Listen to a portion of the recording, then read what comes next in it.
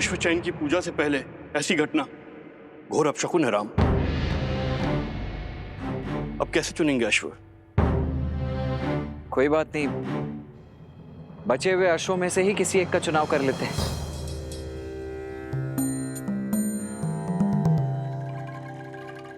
हर जीव अपनी नियति लेकर आता है। हम उनसे साधारण से असाधारण बनने का अवसर नहीं छीन सकते। पहले जो अश्व खो गए उन्हें खोजा जाएगा और फिर अश्वमेध यज्ञ के रूप में धर्म की ध्वजा लहराने वाले अश्व का चयन किया जाएगा। जो आज्ञा महाराज।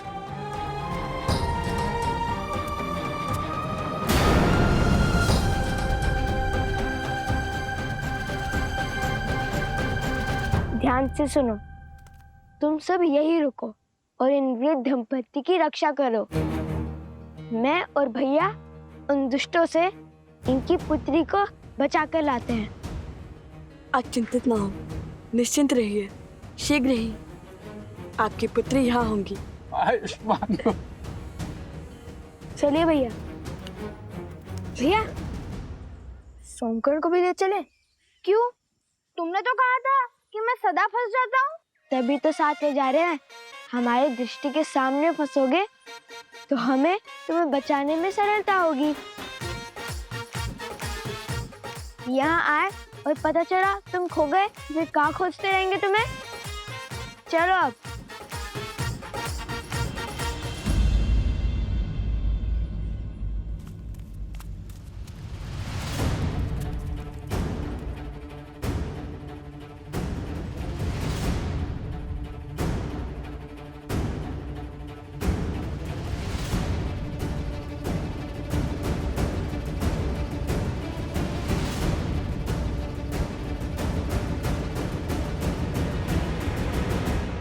कहाँ रह गए कुछ? शीघ्र आओ। अरे भैया, उन दुष्टों को खोजने का प्रयास कर रहा हूँ।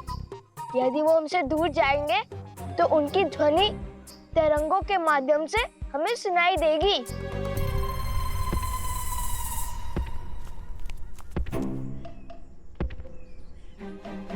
कुछ सुनाई दिया?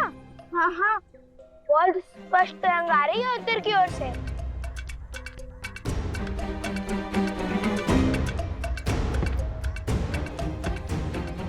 अरे हाँ, मुझे भी सुनाई दे रहा है। तरंग बहुत ही निकट से आ रही है, अर्थात वो उद्दंडी स्वयं ही हमारे पास में फंसने आ रहे हैं। कैसा पाश? वही जो तुम दोनों ने बिछाया होगा। तुम केवल भूमि से ध्वनि तरंग सुन रहे हो, पवन में आ रही ध्वनि नहीं। ये कोई दुष्ट नहीं, मदमस्त गज है। वो उस ओर से आ रहा है। गज?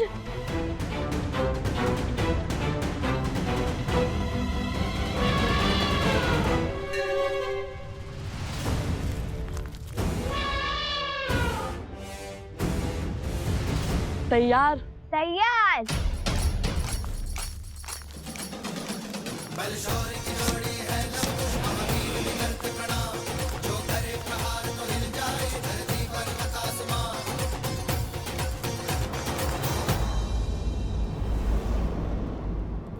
अपने पुत्रों पर मंडराते संकट का आभास हो रहा है मुझे ऋषिवर। सोचा भगवान वाल्मीकि से बात करूं, किंतु वो ध्यान में लीन है। आप निश्चिंत रहिए, मैं भगवान वाल्मीकि से बात करूंगा। आप अपनी कुटिया में विश्राम कीजिए। मैं अति शीघ्र भगवान वाल्मीकि का संदेश आप तक लेकर आता हूँ।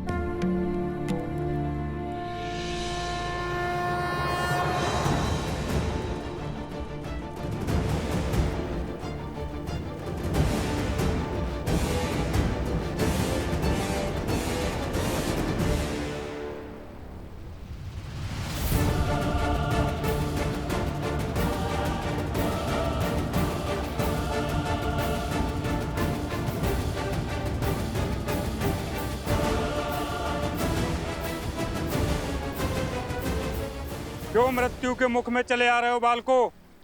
लौट जाओ। लौटना तो तुम्हें होगा। छोड़ दो उस कन्या को और वचन दो कि कभी उन वृद्ध दंपत्ति को नहीं सताओगे। हमसे मुक्ति चाहते हो तो इन्हें मुक्त करो। राम भक्त हैं हम, शब्दों से डिगेंगे नहीं। अच्छा, तो फिर आओ और ले जाओ इसे।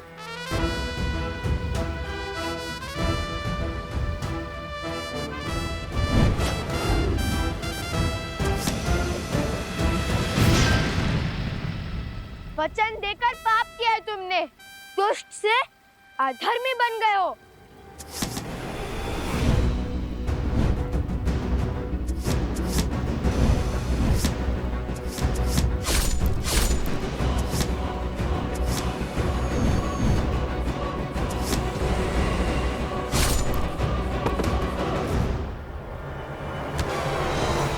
अरे तनिक बल से प्रत्यंचा खींचो सोमकर, देखो ऐसे।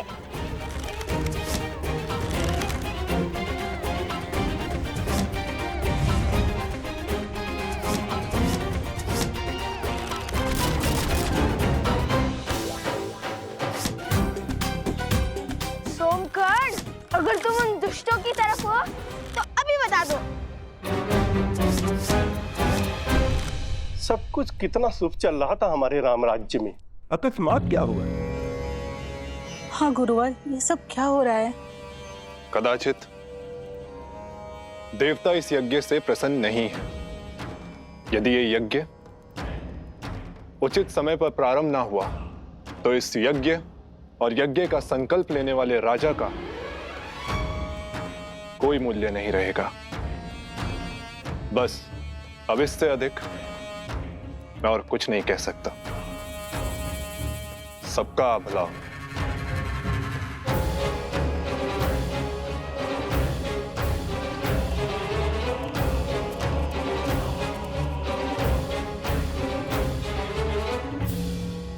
ये क्या कहेंगे गुरुवर? श्री राम का मोल ना रहा तो हम भी मूल्यहीन हो जाएंगे।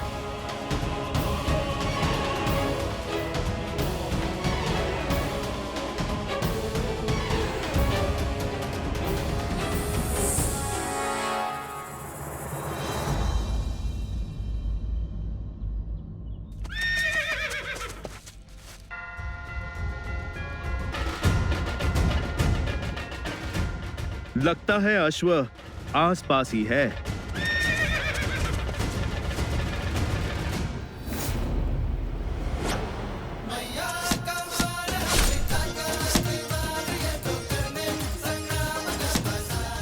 भागो तुम लोग।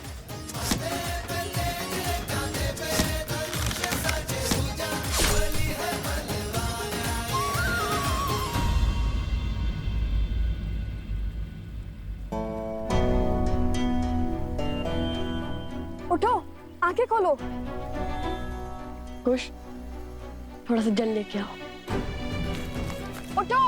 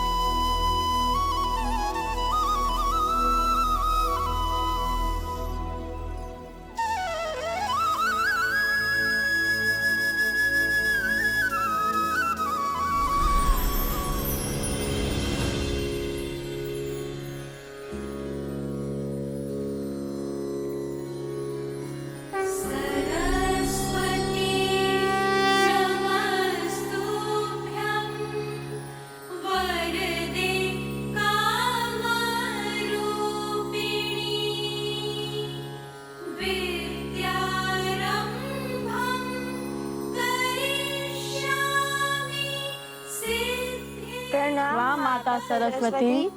लवकुश, तुम दोनों ने ही पराक्रम की प्रकाष्ठा पार की है।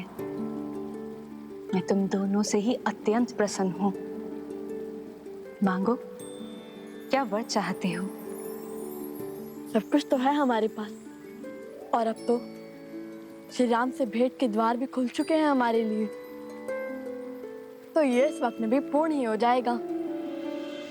किंतु यदि आप कुछ देना चाहती हैं तो इस कन्या के माता पिता को नेत्र दे दीजिए। अद्भुत।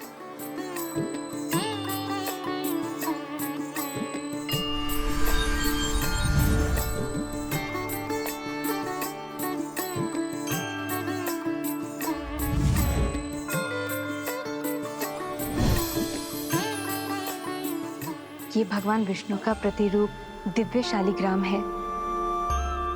ये उस दंपत्ति को दे देना, उनकी दृष्टि लौट आएगी।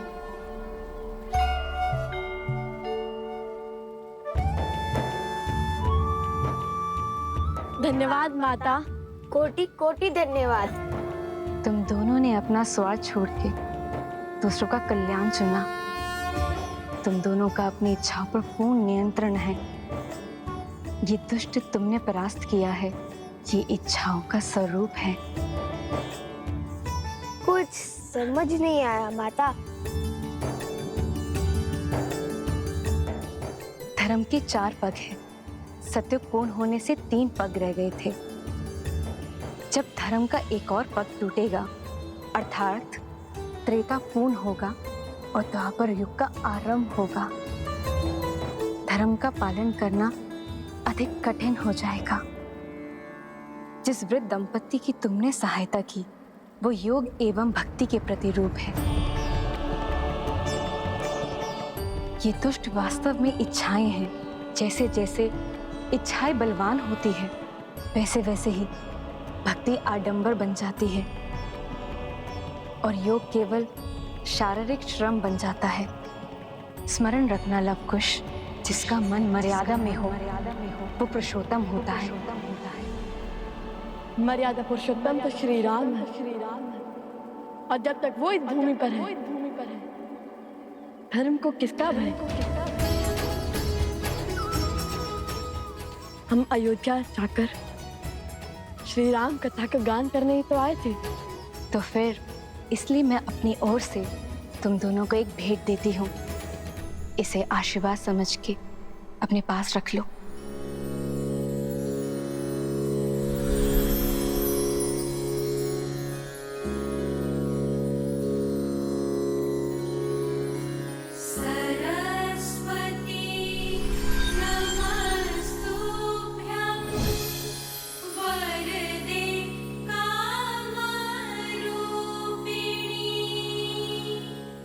कला अंतर मन के भाव को स्पष्ट करती है और ये वीणा तुम्हारे मन के भावों को ध्वनि देगी। इस वीणा के साथ राम कथा का गायन करोगे, वो कथा समय के अंत तक अमर हो जाएगी। धन्यवाद माता। कोटि कोटि धन्यवाद।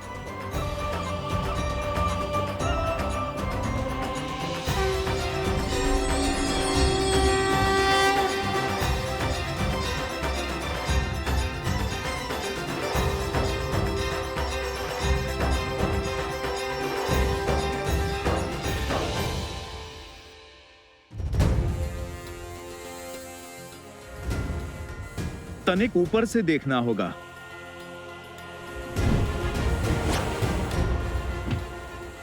जय श्री राम।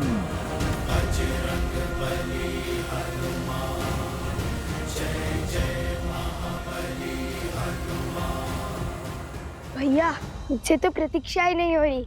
मन कहता है इसे अभी बजा कर देखूं। माता सरस्वती ने कहा था कि ये हमारे मन के भावों को ध्वनि देती है, इसलिए हम इससे राम भक्ति की धुन में गुंजाते हैं।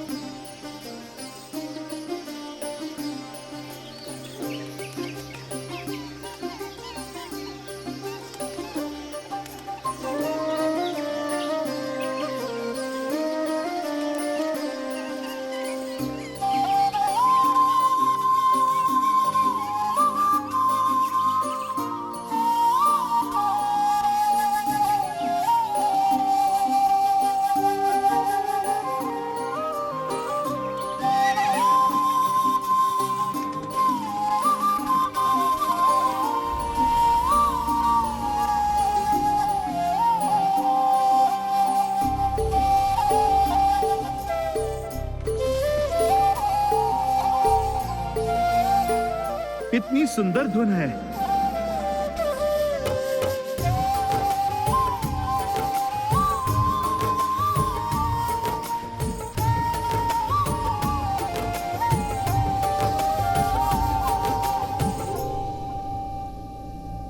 गुरुवर,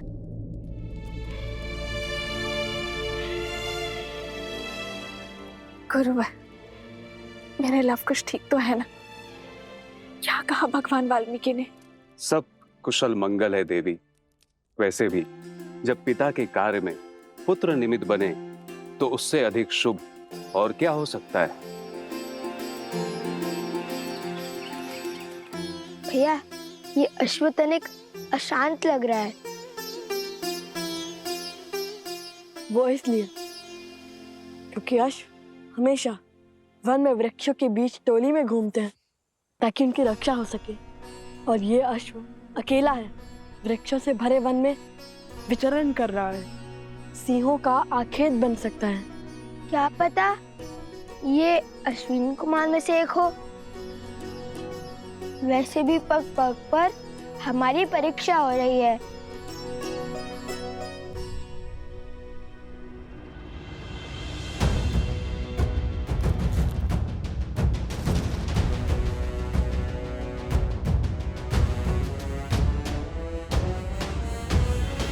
हर समस्या का जड़ अवश्य ही ये सोमकर्ण है।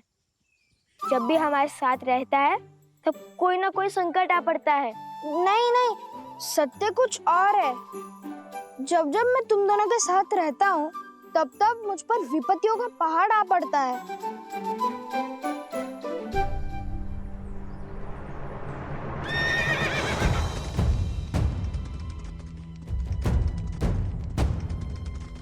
संभाल कर मित्र, चोट लग जाएगी।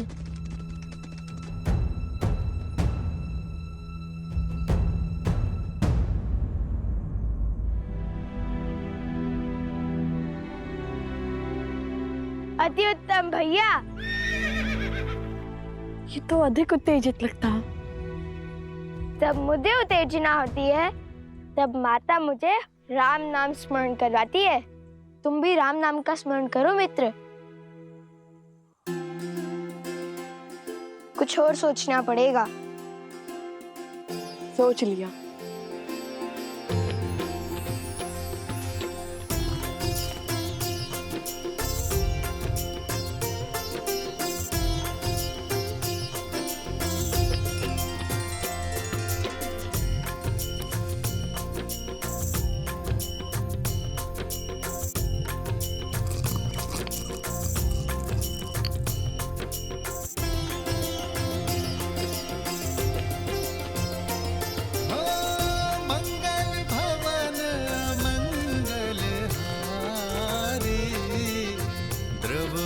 दशरथ अजर बिहारी होई सोई जो राम रचि राखा को करी तरन बढ़ावे साखा। अद्भुत युक्ति लगाई भैया, किंतु श्री राम के नाम के साथ माता सीता का भी नाम लिखकर देखिए, संपूर्ण रूप से शांत हो जाएगा।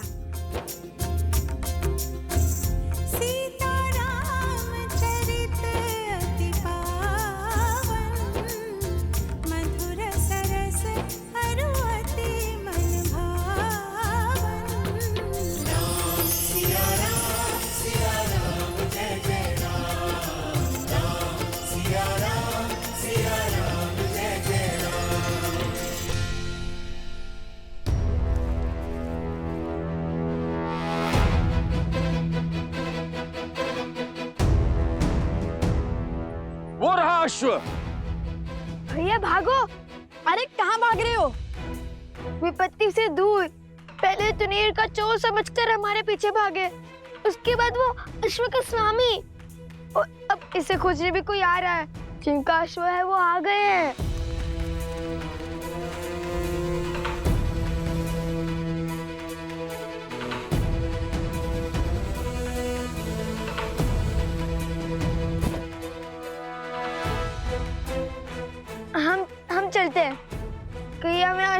ना समझ लिए।